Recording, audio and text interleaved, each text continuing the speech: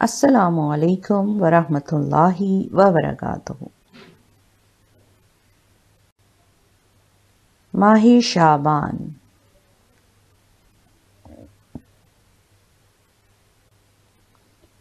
شعبان کی فضیلت و اہمیت۔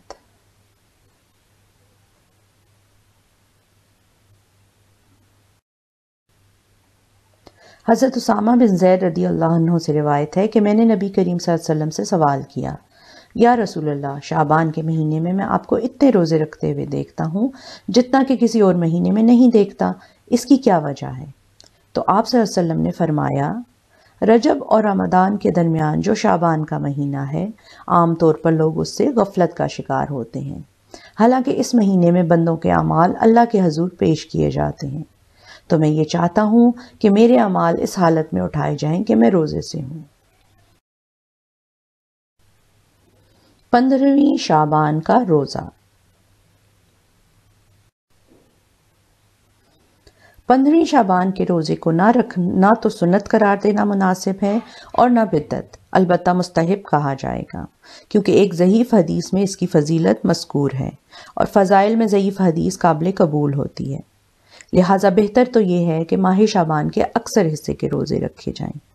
یہ نہ ہو سکے تو ماہ شعبان کے نصف اول کے روزے رکھے جائیں۔ یہ بھی نہ ہو سکے تو پیر اور جمعرات کا روزہ رکھا جائے، اور وہ بھی نہ ہو سکے تو کم سے کم ایام 20 یعنی 13، 14 اور 15 شعبان کے روزے رکھے جائیں، اور پھر یہ سب کچھ بھی نہ ہو سکے تو پھر 15 شعبان کا روزہ ہی رکھ لیا جائے۔ یہ روزہ بھی انشاءاللہ موجب اجر ہوگا۔ ماہ شعبان کے روزے صحیح روایات سے ثابت ہیں، لہٰذا شعبان کے کم از کم پہلے نصف حصے میں روزے رکھنے چاہیے اور اس سنت کو زندہ رکھنا چاہیے۔ اگرچہ یہ روزے نفلی ہیں، نہ رکھنے پر کوئی مواخذہ نہیں ہے، لیکن رکھنے پر اجر بھی بہت زیادہ ہے۔ نصف شعبان کے بعد روزے رکھنے کی ممانعت۔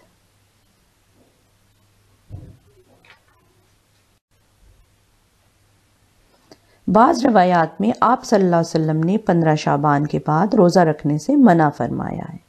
حضرت ابو ہریرہ سے روایت ہے، حضرت محمد صلی اللہ علیہ وسلم نے فرمایا، جب شعبان کا آدھا مہینہ رہ جائے تو روزے نہ رکھا کرو۔ علماء کرام نے اس حدیث کے 2 مطلب بیان کیے ہیں۔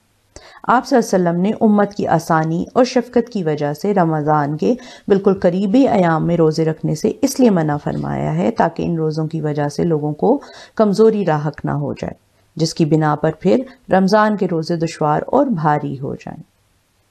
جس شخص کو مسلسل روزے رکھنے کی وجہ سے عبادت میں قوت نہیں ہوتی اور روزے کی دلجمی پیدا نہیں ہوتی، اسے مسلسل روزہ رکھنے کی طاقت میسر نہیں ہے، اس کے لیے رمضان سے پہلے روزہ رکھنا مکروہ ہے، تاکہ رمضان کے لیے نشاط اور چستی باقی رہے اور وہ خوب دلجمی سے روزے رکھ سکے۔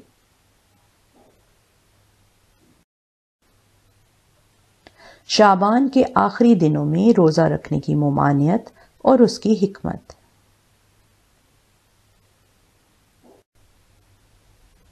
حضرت ابو ہریرہ رضی اللہ عنہ فرماتے ہیں کہ نبی کریم صلی اللہ علیہ وسلم نے ارشاد فرمایا، تم میں سے کوئی شخص رمضان سے پہلے یعنی شعبان کی آخری تاریخوں میں یعنی 28 اور 29 میں 1-2 دن کے روزے نہ رکھیں، البتہ اگر کسی کو ان میں روزے رکھنے کی عادت ہو تو وہ اس دن بھی روزہ رکھ لے۔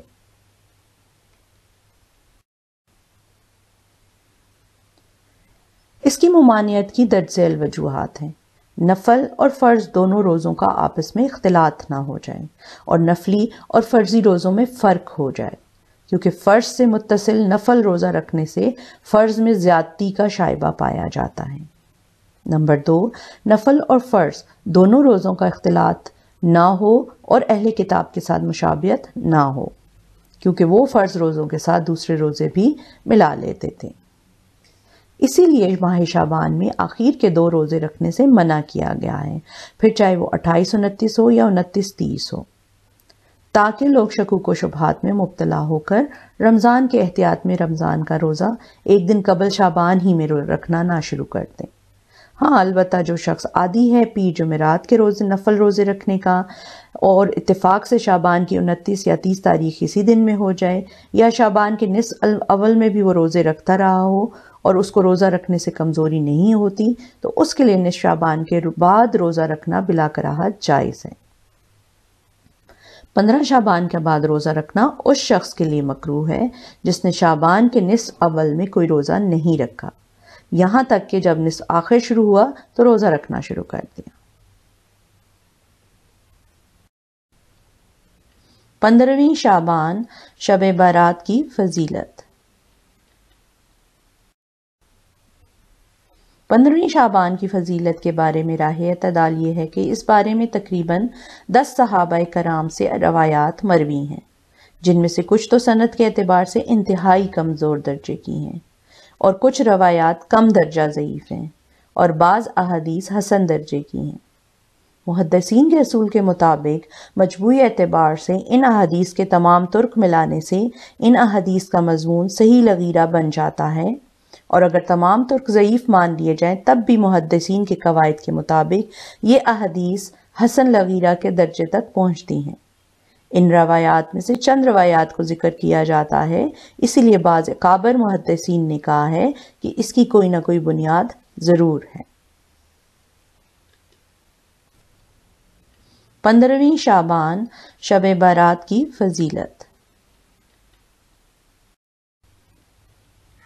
احادیث شریف سے بات معلوم ہوئی ہے کہ شب برات ایک بابرکت اور عظمت والی رات ہے، اسی وجہ سے دیندار حلقوں میں ہر زمانے میں اس رات کے اندر عبادت، دعا اور استغفار نیز اس کی فضیلت سے فائدہ اٹھانے کا خصوصی اہتمام کیا جاتا رہا ہے۔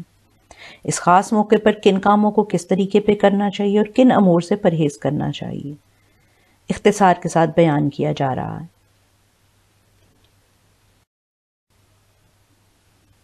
15ویں شعبان یعنی شب برات میں عبادت کرنا۔ نفلی عبادت تنہائی میں اور اپنے گھر میں ادا کرنا افضل ہے، لہٰذا شب برات کی عبادت بھی گھر میں کریں، مسجد میں نہیں۔ حضرت عبداللہ ابن عمر سے روایت ہے کہ حضرت محمد صلی اللہ علیہ وسلم نے فرمایا، اپنی نمازوں کا کچھ حصہ اپنے گھروں میں ادا کرو، یعنی نوافل گھر میں پڑھو، اور ان کو قبرستان نہ بناؤ، کیونکہ قبرستان میں نماز نہیں پڑھی جاتی۔ اس سلسلے میں چند اہم باتیں یاد رکھیں۔ اس رات میں شب قدر کی طرح عبادت کا کوئی خاص طریقہ مقرر نہیں ہے۔ ذکر، تلاوت، نفل نماز، صلاۃ التسبیح، کچھ بھی کوئی بھی عبادت کی جا سکتی ہے۔ اپنی ہمت اور طاقت کے مطابق عبادت کریں، نہ تو اتنا بیدار رہیں کہ آدمی بیمار ہو جائے اور نہ بالکل ہی اس رات کی فضیلت کو اگنور کر دیں۔ اس کے علاوہ شب برات میں فضول گپ شپ میں شب بیداری کرنا، گلیوں، چوراہوں، ہوٹلوں میں وقت گزارنا بے سود ہے۔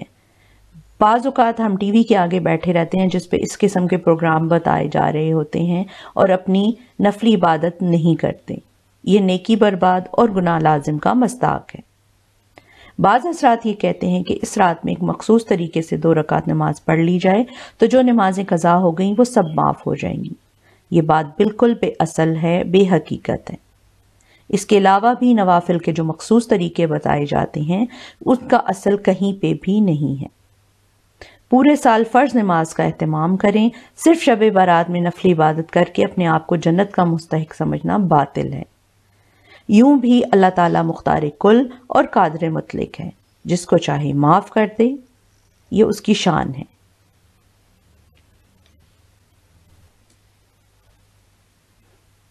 کن لوگوں کی مغفرت نہیں ہوتی؟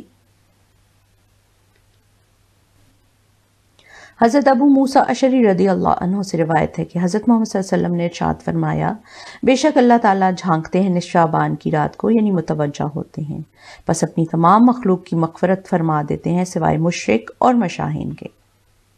صحابہ نے سوال کیا، یا رسول اللہ صلی اللہ علیہ وسلم مشاہین کون ہیں؟ تو آپ صلی اللہ علیہ وسلم نے فرمایا حدیث کے مفہوم کے مطابق وہ شخص جس کے دل میں اپنے مسلمان بھائی کے لیے ذرا سا بھی کینہ ہو، ذرا سی بھی نفرت ہو۔ ہمارے ہاں جو روایت پایا جاتا ہے ایک دوسرے گھروں میں جا کر 15 شعبان سے پہلے معافی تلافی کا، وہ شاید یہیں سے نکلا ہو کہ اس رات اپنے گناہوں کی بخشش کروا کر ہم اللہ تعالیٰ سے اپنے گناہوں کی معافی مانگ کر اجر کی امید رکھیں۔ یاد رکھیں، اوپر سے معافی نہیں مانگنی ہے، سچے دل سے معافی مانگنی ہے، کیونکہ جب تک ہم ایک دوسرے کو معاف نہیں کریں گے، ہمارے دل میں کسی کے لیے کینہ ہوگا تو ہماری عبادات پینڈنگ پر رہیں گی۔ کیونکہ حضرت محمد صلی اللہ علیہ وسلم کی احادیث سے یہی بات ثابت ہوتی ہے کہ پیر اور جمعرات کی بھی اور شعبان میں بھی ان لوگوں کے گناہوں کی معافی نہیں ہے جن کے دل میں ذرا سا بھی کینہ ہے۔ کوشش کریں کہ 15 شعبان سے پہلے اپنے اعمال کی، اپنے دلوں کی اصلاح کر لیں۔ شب برات کی خرافات یا وہ کام جو شب برات میں نہیں کرنے چاہیے: آتش بازی، فضول خرچی، اسراف، کفار کی مشابہت، چراغاں کرنا، دوسروں کو تکلیف دینا اور اس طرح کی بہت ساری چیزیں ہیں۔ حضرت محمد صلی اللہ علیہ وسلم نے فرمایا، ان کی حدیث کا مفہوم ہے کہ ایک مومن آدمی سے کسی کو بھی تکلیف نہیں ہوتی۔ ایک مومن آدمی وہ ہے جس کے ہاتھ اور زبان سے دوسرے لوگ محفوظ رہیں۔ جب پٹاخے چھوڑے جاتے ہیں تو لوگوں کو کتنی زیادہ تکلیف ہوتی ہے، کوئی بیمار ہوتا ہے، کسی کا امتحان ہوتا ہے۔ پھر شب برات کے موقع پر گھروں میں، مسجدوں میں، بازاروں میں چراغاں کیا جاتا ہے۔ یہ بھی اسلامی طریقے کے خلاف ہے اور غیر مسلموں کے تہواروں کی، اسپیشلی ہندوؤں کے تہوار دیوالی کی مشابہت ہے۔ یہی پیسہ جو ان قبرستانوں میں اور بازاروں میں چراغاں کرنے پر لگایا جاتا ہے، اس سے آپ کسی غریب کی مدد کر سکتے ہیں۔ ضروری نہیں ہے کہ کھانا ہی کھلایا جائے، بلکہ ضروری یہ ہے کہ ان کی کسی بچے کی فیس ادا کر دی جائے، کسی کی میڈیکل کا خرچہ ادا کر دیا جائے، کسی کی بیماری کا، دوائیوں کا خرچہ ادا کر دیا جائے۔ یہ چراغاں کرنے سے آپ کے ثواب میں تو کوئی اضافہ، ہاں گناہ نہیں ملے گا، لیکن اگر اسراف ہوا تو پھر ضرور گناہ ملے گا۔ تو بہتر یہ ہے کہ کسی نیکی کے کام میں اس پیسے کو لگایا جائے۔ کوشش کریں، یہ رات عبادت کی رات ہے، اس کو عبادت میں گزاریں، نفلی عبادات جتنی چاہیں آپ کر سکتے ہیں۔ دعاؤں میں مجھے بھی ضرور یاد رکھیے گا۔ السلام علیکم ورحمۃ اللہ وبرکاتہ۔